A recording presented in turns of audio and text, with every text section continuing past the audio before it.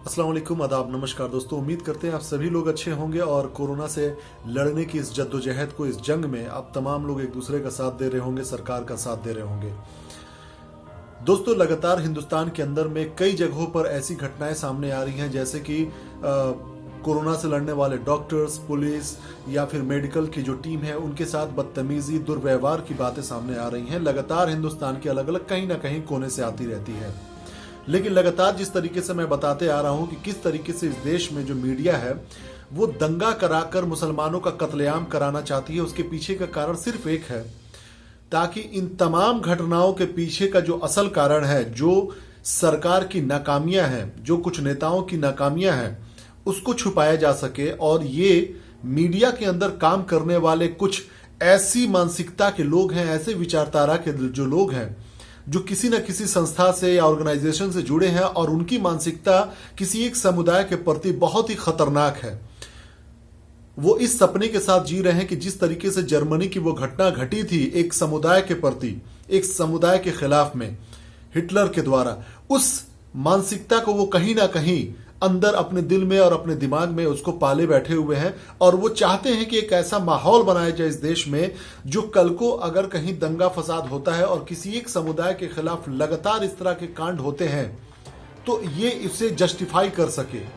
जैसे जिस तरीके से आज पूरे भारत में जो वायरस फैल रहा है, पूरी दुनिया में फैला है ये वायरस, लेकिन आज तक किसी देश से उसमें किसी धर्म से नहीं जोड़ा गया कि अमेरिका में फैला है तो क्या अंग्रेजों ने, क्रिश्चियन ने फैलाया या किसी दूसरे समाज के लोगों ने फैलाया। उसी तरीके से इटली है, जापान है, यूरोप के बहुत सारे देश हैं, लेकिन कहीं पर भी ये बात निकल के नहीं आती है कि ये किसी विशेष समाज के लोगों ने किया ऐसा। लेकिन हिंदुस्तान ही एक ऐसा देश है जहां पे कुछ मीडिया वालों ने लगातार इस घटना को मुसलमानों के साथ जोड़ा है, लगातार इस पूरे समस्या को मुसलमानों के साथ जोड़ा है। आखिर क्यों? कहीं ना कहीं इनके पीछे वो मानसिकता है जो ये चाहते हैं कि एक समाज के खिलाफ एक नफरत का ऐसा माहौल बना दिया जाए कि अगर कल को कहीं लड़ाई झगड़ा होता है, कल को कोई मॉब लिंच करता है, कल को किसी मुसलमान को पकड़ के कहीं पे कोई मारता है, तो आप समाज का बड़ा हिस्सा वो इस बात को मान ले कि नहीं, जो मारा गया वो ठीक मारा गया होगा। वो समाज के इस तरह की घटनाओं को जस्टिफाई कर सके कि अच्छा ये वही लोग हैं ना जिसने बीमारी फैलाई थी, अच्छा हुआ मारा गया। ये इस तरह का माहौल बनाना चाहते हैं और कल को सरकार ढीली आती है, कल को सरकार हिंदू मुसलमान करके फिर से अपनी सरकार बनाना चाहेगी।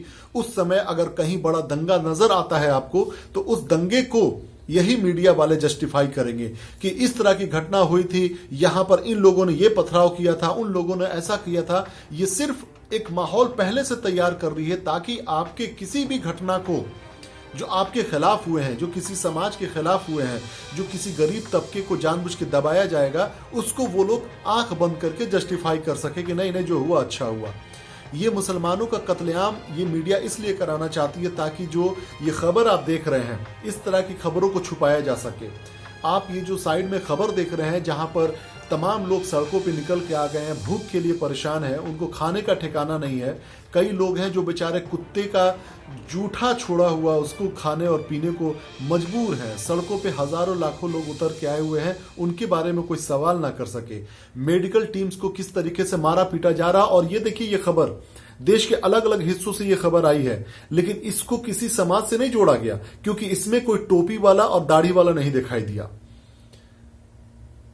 ये मीडिया जिस तरीके से लगातार जो है हिंदुस्तान के अंदर में एक समाज के ऊपर में टारगेट की हुई है ना, ताकि ये जो वायरस फैला हुआ है इसकी वजह से जो भारत की इकोनॉमी नीचे जा रही है, भारत की अर्थव्यवस्था बर्बाद हो रही है, और जो नाकामी दिखाई दे रही है पूरे सरकारों की, चाहे वो यूपी की सरकार हो, चाहे दिल्ली की सरकार हो, चाहे हरियाणा की सरकार हो, चाहे राजस्थान की सरकार हो, चाहे कहीं की भी सरकार हो, वो जिस तरीके से फेल होती नजर आ रही है, भाजपा खासकर सरकार, केंद्र सरकार जिस तरीके से फेल होती नजर आ रही है, वो अपने नाकामियों को छुपाना चाह रही है। यही एक कारण है कि लोगों के पूरे मानसिकता को हिंदू मुसलमान में बांट दिया और इस वायरस को भी हिंदू मुसलमान के नाम पे बांट दिया।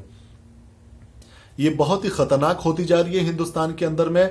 मैं तमाम उन सेकुलर माइंडेड लोगों से, पार्टियों से और मुसलमान के बड़े बड़े उन तमाम लोगों से मैं ये गुजारिश करना चाहता हूं कि आप अपनी ताकत लगा दीजिए इनके खिलाफ एक जंग छेड़ने में, इनको FIR दर्ज कराइए इनके खिलाफ। आप जाके कोर्ट में याचिका दायर कीजिए। अगर आप ये नहीं कर सकेंगे तो याद रखिएगा आपके आने वाले नस्ल का कत्लेआम किया जाएगा और आप एक नामर्द की तरह देखते रह जाएंगे।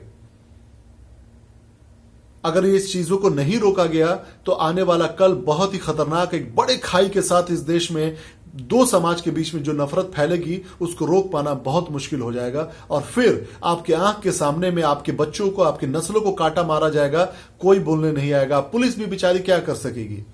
आज पुलिस के ऊपर हजारों लाखों लोग इल्जाम लगाते हैं कि घूस लेती है, बदमाशी करती है। आज वही खड़े हैं सड़कों पर, किससे घूस ले रहे हैं, वो अपने जान को खतरे में डाल रहे हैं। दंगा फसाद भी होता है ना, तो बड़े लेवल पे जब होता है तो उसमें ज्यादातर पुलिस तभी कार्रवाई करती है जब उसे दिखाई देता है कि एक समाज के लोगों को तो कम से कम चुप करा दिया जाए ताकि लड़ाई आगे ना बढ़े। तो आप प्रशासन पे अभी इल्जाम लगाना छोड़ दीजिए। आप अपने तरफ से क्या मदद कर रहे हैं समाज की, देश की और अपने मुसलमान समाज की खासकर, उस पर बात कीजिए। ये वक्त है, बहुत ही खतरनाक वक्त है। पूरी ये जो मीडिया है, जिस समाज से ये जुड़ी हुई मीडिया है, यानी संस्था से, ऑर्गेनाइजेशन से, किसी शाखा से, ये अपनी मानसिकता को भरपूर तरीके से समाज के अंदर इंजेक्ट कर रही है और वो एक कत्लेआम चाहती है कि समाज के अंदर में एक कत्लेआम हो। ये जी न्यूज हो गया, आज तक हो गया, ये इंडिया टीवी हो गया, रजत शर्मा जैसे लोग, ये दोगले लोग, ये वो कुत्ते हैं जिनके सामने हड्डी फेंका गया है और वो जबान लपलपा कर किसी को भी काटने को तैयार है। हर घटना को हिंदू मुसलमान करके ये जोड़ने को तैयार है। तो इस बात को आप लोग ध्यान रखिए कि इस देश में जो कत्लेआम कराना ये मीडिया चाहती है, जो जर्मनी बनाना चाहती है इसको, उसको होने नहीं देना है। और इसका सिर्फ एक ही मतलब तरीका है कि आप सब लोग अपने अच्छे कामों को करते रहिए, मिलजुल के रहिए और जो लोग सक्षम हैं वो लोग जाके इनके खिलाफ जंग छेड़ें, कोर्ट में, पुलिस थाने में FIR दर्ज कराएं, तभी इनके पर लगाम लगेगा। अदरवाइज अपने दिन का इंतजाम कीजिए कि ये लोग किस तरीके से आपके घर तक भीड़ पहुंचा देंगे और कत्लेआम करवाएंगे। बहुत बहुत धन्यवाद।